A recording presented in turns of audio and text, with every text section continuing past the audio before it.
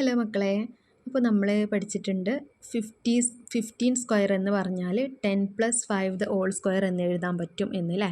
അപ്പോൾ നമ്മൾ അതിനെങ്ങനെയാണ് അടുത്ത സ്റ്റെപ്പ് എങ്ങനെയാണ് ചെയ്തത്? ആദ്യം നമ്മൾ 10ന് സ്ക്വയർ കണ്ടു, പിന്നെ നമ്മൾ 5ന് സ്ക്വയർ കണ്ടു അല്ലേ.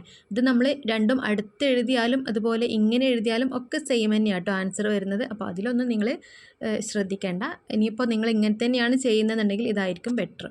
10 സ്ക്വയർ എന്ന് ചെയ്യുന്നു, 5 സ്ക്വയർ എന്ന് ചെയ്യുന്നു, പിന്നെ നമ്മൾ ഇതിന് രണ്ടിനെയും കൂടെ ഗുണിക്കുന്നു, ഇൻറ്റു 2 ചെയ്യുന്നു അല്ലേ.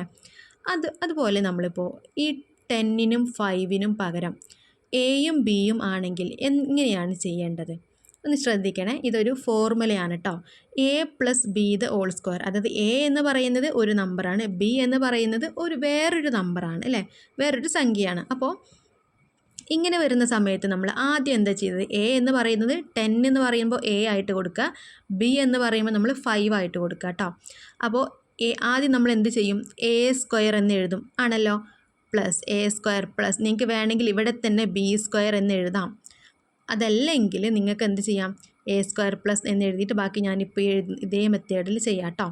ഇനി നമ്മൾക്ക് ആദ്യത്തെ നമ്പർ ഇവിടെ എന്താണ്? എ ആണ് അല്ലേ. എ ഇൻറ്റു അടുത്ത നമ്പർ ബി ആണ്, ബി ഇൻറ്റു 2.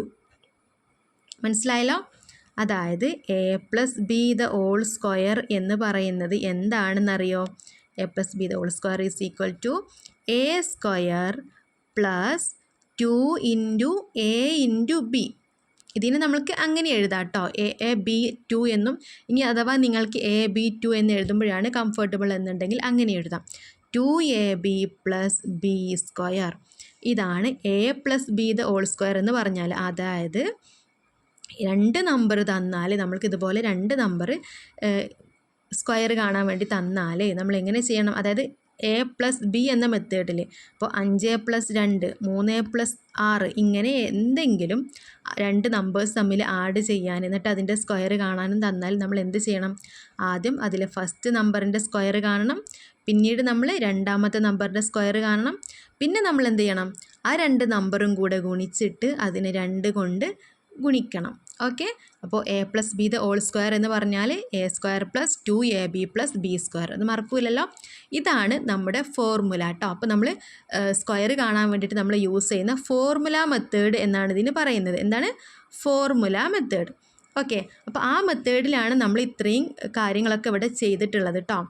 നമ്മളിപ്പോൾ എന്താണ് എല്ലാ നമ്പറിനും ഇതുപോലെ സ്ക്വയർ കാണാൻ വേണ്ടി പഠിച്ചല്ലോ. ഇപ്പോൾ 15 എന്ന് എഴുതിയാൽ നമ്മൾ 10 + 5 എന്ന് എഴുതി, 26 ആണെങ്കിൽ 20 + 6 എന്ന് എഴുതി. ഇങ്ങനെ എഴുതി കാണുന്നതിനെയാണ് നമ്മൾ ഫോർമുല മെത്തേഡ് എന്ന് പറയുന്നത്. അപ്പോൾ ഈ ഒരു ഫോർമുല ഉണ്ടല്ലോ, ഇത് വളരെ ഇമ്പോർട്ടൻ്റ് ആണ് കേട്ടോ. A plus B the whole square is equal to a square plus 2ab plus B square. Okay.